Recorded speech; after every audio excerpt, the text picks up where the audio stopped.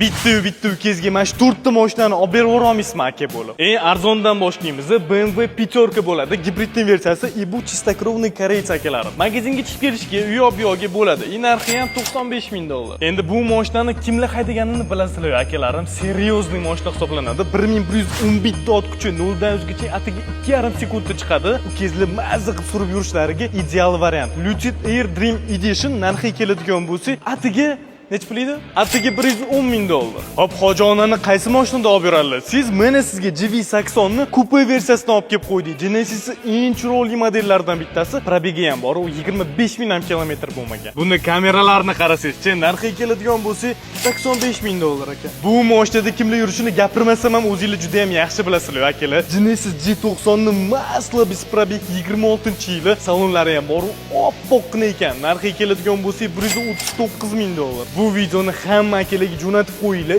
Uni ustiga Genesisimiz sotilib ketib qolibdi deb. Bilasizmi nimaga? Chunki siz aka podpiska bosmasdan kuzatyapsiz. Nobodo men hozir ololmayman desam, yaxshi niyat qilib podpiska bosib qo'yavering. Qiziq videolarni chiqaryapman.